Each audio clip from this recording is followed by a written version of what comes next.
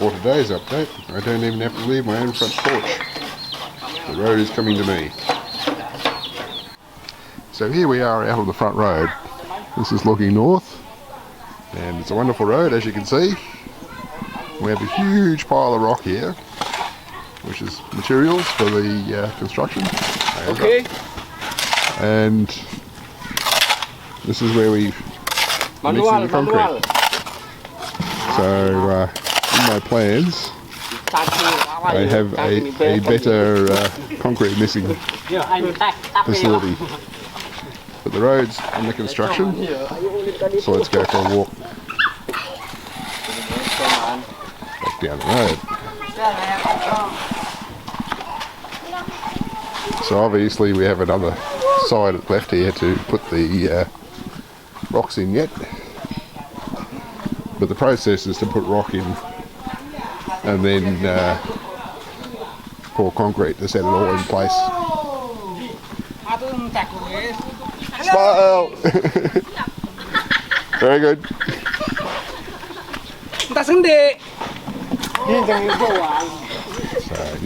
oh, yep. There we go. The chickens have been here. We knew they'd be coming. Hello! So, yeah, the mango tree's gone, as you can see.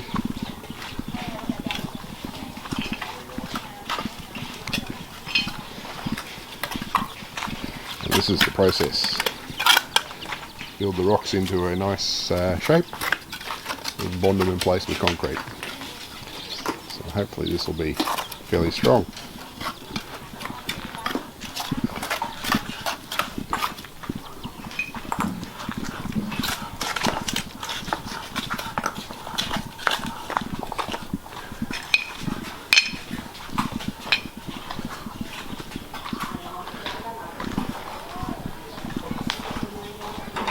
So we're getting there. And then there's that workman reconstructing a door for us. We have doors that get quite warped here. And I thought, how do you fix that? And he has the answer, you rebuild it.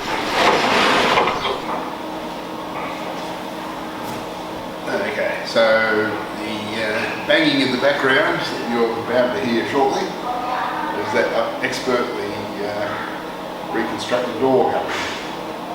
This guy actually is building the doors using mortars and tenon joints and dowels. The doors were obviously made from wood that was a bit green when they were originally constructed, and they warped so much after construction and painting that the bottom of the door would be closed, but the top of the door would not get into the door jamb. So he pointed it out to him, and he's doing a rebuild.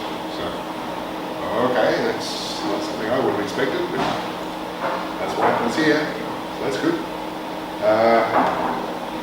I'm sure I'm going to see a lot more progress on that road tomorrow. Tomorrow I'm off to Serang to get my photo taken for my ETAS, which is my 1-year visa for continuing to stay here.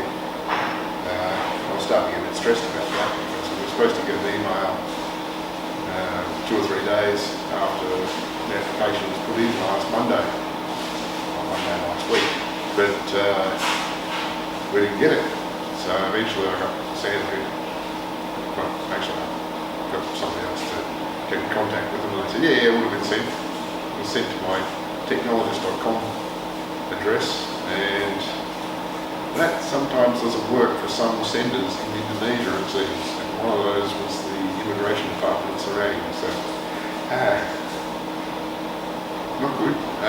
So apparently Santa went up there today, and he's got the necessary printout of what they were sent to me, and he's gone to the bank and paid the necessary fees, and the appointment's made. We go back tomorrow, and I get my photograph taken and fingerprints taken, I believe, and that will get me a ETAS identity card. Of course, I don't get it at the time. I'm going to go next week to pick it all up and get my passport back. So it's a bit of a drawn out process, but yeah, it's okay, it's happening. Yeah, so no doubt tomorrow, unless it buckets rain, that road is just about going to be done.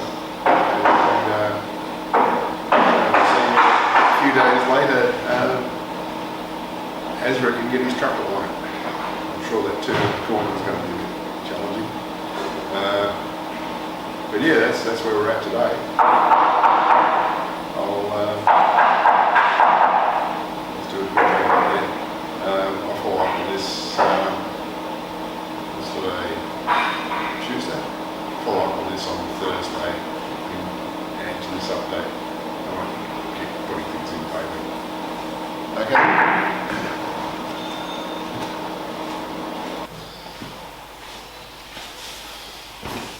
Well, it's 2 days later. We had our trip to Serang yesterday. That was successful, but very lengthy. We left here shortly after 7 a.m. It took 43 minutes to get to the main road, which seems to be very consistent. And that's a 6 kilometre journey. So it's a very interesting road. I think it took us over 4 hours to actually get to Serang, which is only about 70 kilometres away as far as I could figure out. We went to the immigration office and I got my photo taken, my fingerprints taken, and signed the signed the electronic signature pad, which was an interesting thing because you're looking basically at a black sensor sheet and you've got a stylus and you have no visual feedback of what you've written, so I have no idea what that signature is going to look like. Hopefully it's just muscle memory, he's done the right thing.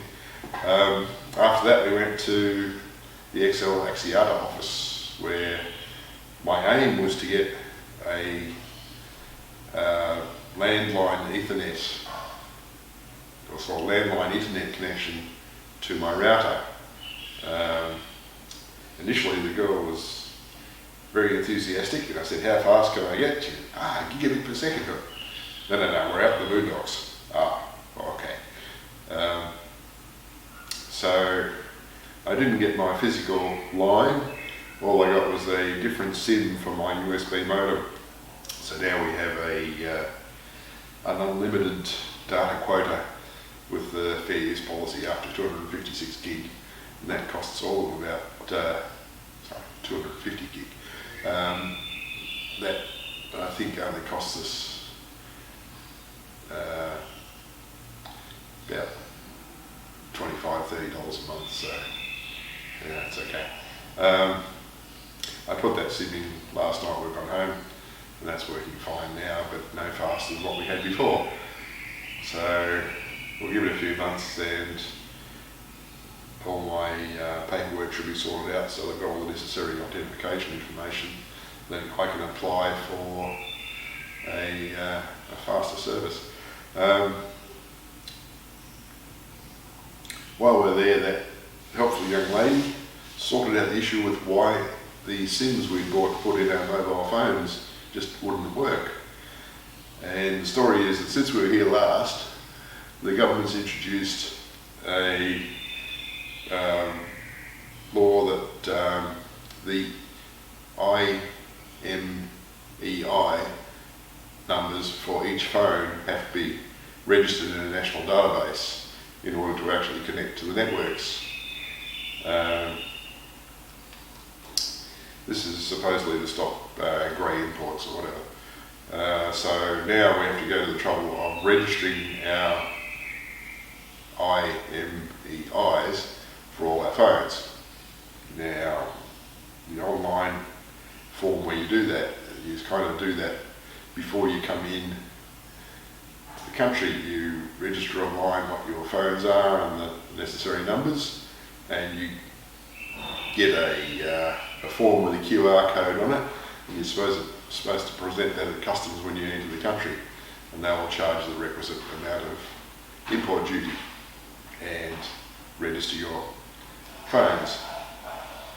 We're here. How do we do that now? So that's okay. something to be cleared up. We've been given a phone number to call to register them also, so that might be a different way of doing it. One limitation of that online process is that each person is bringing 2 devices. Yeah, okay. I've got 2, Jabita's got 2. Then there's the spare USB 4G modem I've got. Excuse me. Then in the shipping containers there's a few more phones which were meant as gifts for various relatives. So there's going to be a bit of stuffing about to get all that sorted out. But at least we got the mystery resolved, so that's a good thing. When we got home it was sort of twilight. So we could see that, as expected, the road outside's finished. I'll give you a look. So here's the start of it. All nicely textured, so it's non-slip. Still got some sand and rock to move. But yeah, it's looking pretty good. The fun part, of course, is when you're going to find where the chickens have been. And the chickens have been over it fairly extensively.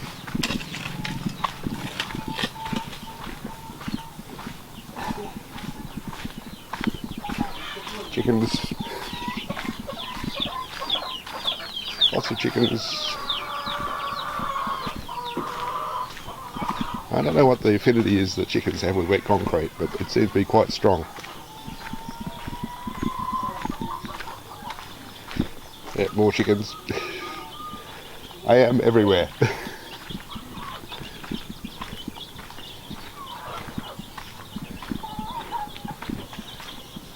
So I guess they're contributing. Hello, you got your fingerprints immortalised, have you? I guess you have.